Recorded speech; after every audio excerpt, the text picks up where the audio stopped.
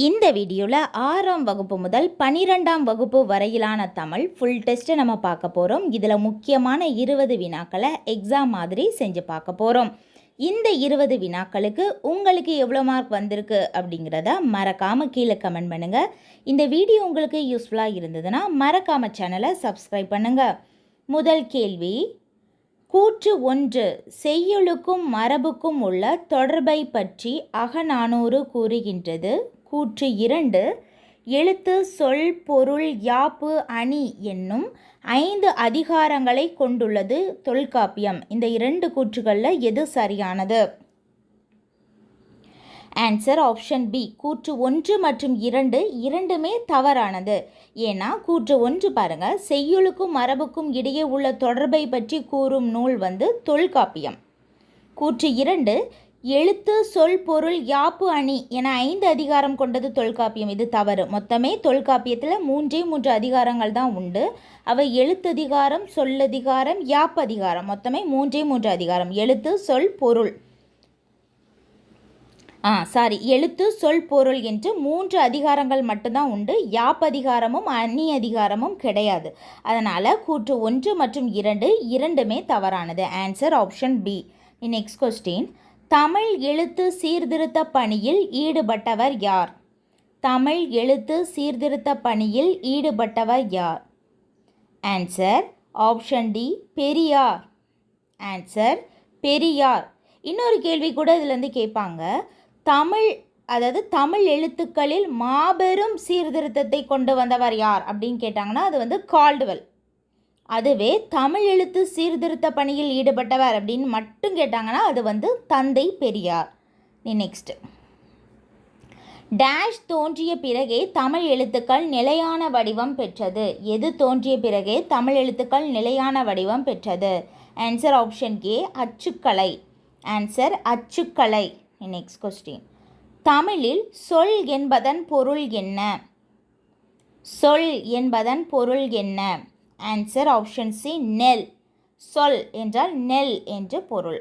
Next, எல்லா சொல்லும் பொருள் குறித்தனவையே என்பது யாருடைய மொழி? எல்லா சொல்லும் பொருள் குறித்தனவையே என்பது யாருடைய மொழி? ஆன்சர் ஆப்ஷன் ஏ, தொல்காப்பியர். ஆன்சர் தொல்காப்பியர்.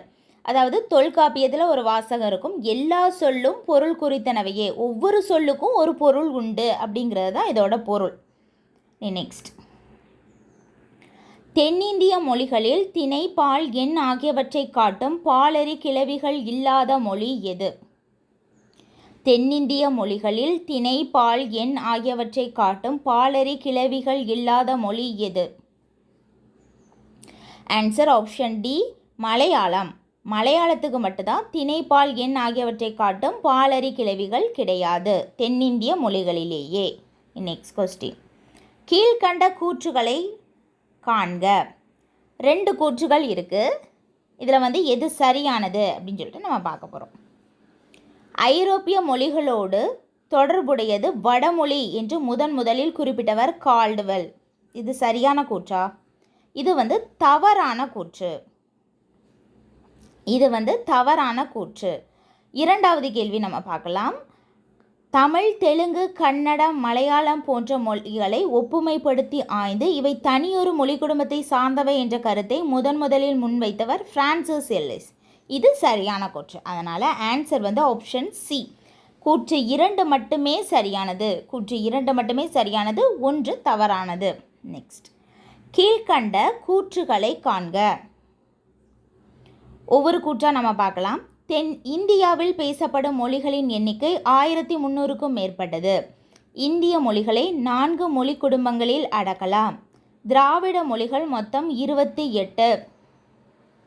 நடுத்திராவிட மொழிகளில் ஒன்று கொரகா. இதில் எது சரியானது, எது தவறானது? ஆன்சர் ஆப்ஷன் சி, கூற்று 4 மட்டும் தவறானது. கூற்று 4 பார்க்கலாம்.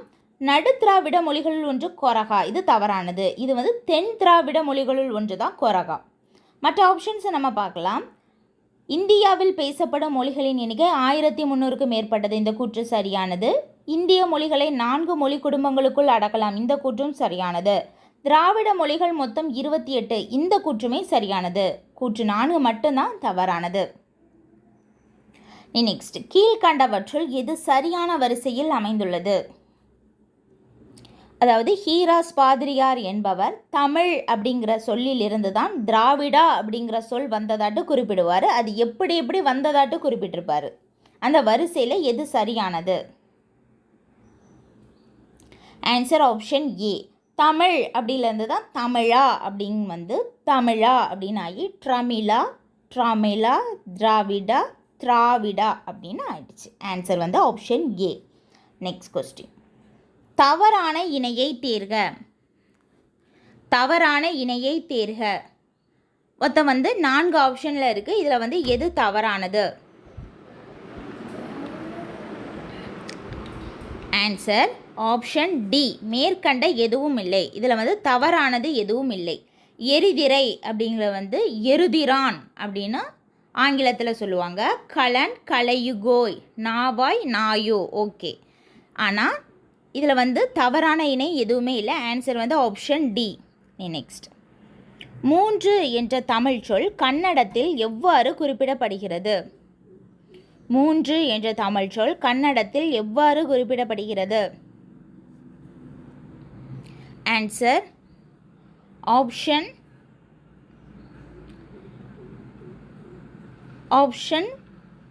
சி. மூறு என்பது மூறு என்று கன்னடத்தில் குறிப்பிடப்படுகிறது. 3 அப்படிங்கிறது வந்து தமிழ் சொல். 3 ஆப்ஷன் ஏயை பார்க்கலாம். 3 அப்படின்ட்டு மலையாளத்தில் குறிப்பிடப்படுகிறது. மூடு என்று தெலுங்கில் குறிப்பிடப்படுகிறது. மூறு என்று கன்னடத்தில் குறிப்பிடப்படுகிறது. ஆன்சர் வந்து ஆப்ஷன் சி, மூறு. 3 என்ற தமிழ் சொல் கன்னடத்தில் மூறு என்று குறிப்பிடப்படுகிறது. நெக்ஸ்ட் கொஸ்டின், பொருந்தாததை தேர்க. பொருந்தாததை தேர்க. இந்த 4 ஆப்ஷனில் எது பொருந்தாதது? Answer option B. குண்டு அப்படிங்கிறது வந்து சிறிதாய் அமைந்த குளிக்கும் நீர்நிலை. இது வந்து தவறானது. குண்டம் அப்படின்னு சொன்னாதான் சிறியதாய் அமைந்த குளிக்கும் நீர்நிலை. குண்டம் அப்படின்னு சொன்னாதான். மற்ற ஆப்ஷன்ஸை நம்ம பார்க்கலாம். இளஞ்சி, பல வகைக்கும் பயன்படும் நீர்த்தேக்கம். கூவல், உவர்மண் நிலத்தில் தோண்டப்படும் நீர்நிலை. புனர்குளம், நீர்வரத்து மடையின்றி மழை நீரையே கொண்டுள்ள குளிக்கும் நீர்நிலை. இதில் வந்து பொருந்தாதது வந்து ஆப்ஷன் பி. நெக்ஸ்ட், கீழ்கண்ட கூற்றுகளை காண்க.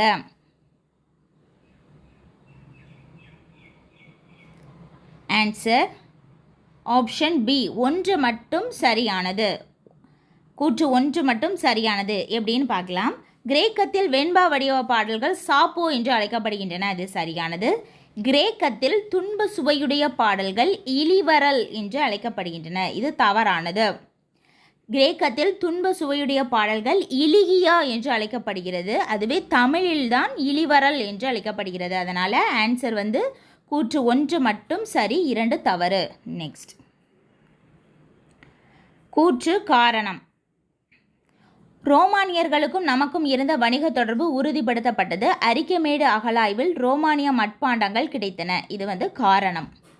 இதில் வந்து எது சரியானது? ஆன்சர் ஆப்ஷன் ஏ. கூற்று மற்றும் காரணம் இரண்டும் சரி, மேலும் சரியான விளக்கம். ரோமானியர்களுக்கும் நமக்கும் இருந்த வணிக தொடர்பு உறுதிப்படுத்தப்பட்டுள்ளது. இதற்கு காரணமாக அமைந்தது எதுனா அரிக்கமேடு அகழாய்வில் கிடைக்கப்பெற்ற ரோமானிய மட்பாண்டங்கள். நெக்ஸ்ட் கொஸ்டின், பொறுத்துக. தாள், தண்டு, கோல், தூறு. இதில் வந்து பொருத்தணும். அதாவது இதோடைய தண்டு பெயர். Answer option B. 1 2 3 4 சரியாக தான் பொருந்திருக்கு. நெல் தாள், வாழைத்தண்டு, நெட்டிக்கோல், புதர்தூறு. நெல் தாள், வாழைத்தண்டு, நெட்டிக்கோல், புதர்தூறு. ஆன்சர் வந்து ஆப்ஷன் பி. நெக்ஸ்ட் கொஸ்டின், உலகத்திலேயே ஒரு மொழிக்காக உலக மாநாடு நடத்திய முதல் நாடு எது? ஆன்சர் ஆப்ஷன் ஏ. மலேசியா. உலகத்திலேயே ஒரு மொழிக்காக உலக மாநாடு நடத்திய முதல் நாடு மலேசியா.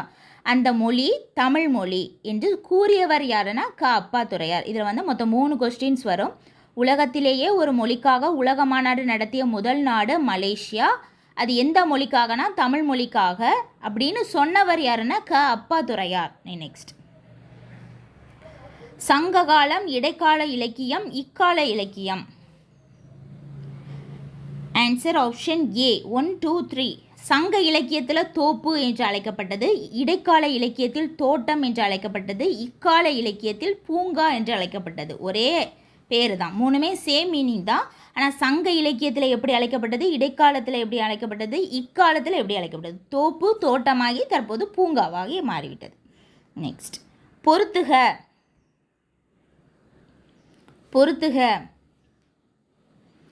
ஆன்சர் ஆப்ஷன் பி 1, 2, 3 சரியாக தான் பொருந்திருக்கு. புலியினுடைய இலை, புல்தாள், கரும்பந்தோகை, இது எல்லாமே இலை பெயர்கள். புலி இலை, புல்தாள், கரும்பு தோகை. Answer option B 1, 2, 3. Next question, பொறுத்துக. பொறுத்துக அதாவது ஒவ்வொரு இதனுடைய இளமை பெயர். நெல் மற்றும் சோளத்தினுடைய இளமை பெயர் என்ன, விழாவினுடைய இளநிலை பெயர் என்ன, பனையின் இளநிலை பெயர் என்ன? ஆன்சரை நம்ம பார்க்கலாம். நெல் மற்றும் சோளத்தினுடைய இளநிலை பெயர் பைங்குல். விழாவினுடைய இளநிலை பெயர் குட்டி என்று அழைக்கப்படுகிறது. பனையினுடைய இளநிலை பெயர் மடலி என்று அழைக்கப்படுகிறது. Answer 2, 3, 1. 2, 3, 1. Answer option B 2, 3, 1. Next question, உயர்திணை என்மனார் மக்கட்சுட்டே அக்ரிணை என்மனார் அவரல பிறவே. இந்நூற்பா இடம்பெற்றுள்ள நூல் எது? உயர்திணை என்மனார் மக்கட்சுட்டே அக்ரிணை என்மனார் அவரல பிறவே. இந்நூற்பா இடம்பெற்றுள்ள நூல் எது? Answer option C Tolkappiyam. Answer Tolkappiyam. Next, அவ்வளோதான். நம்ம 20 வினாக்களை நம்ம பார்த்துட்டோம். இந்த 20 வினாக்களுக்கு உங்களுக்கு எவ்வளோ மார்க் வந்திருக்கு அப்படிங்கிறத மறக்காமல் கீழே கமெண்ட் பண்ணுங்கள். இந்த வீடியோ உங்களுக்கு யூஸ்ஃபுல்லாக இருந்துச்சுன்னா மறக்காமல் சேனலை சப்ஸ்கிரைப் பண்ணுங்கள்.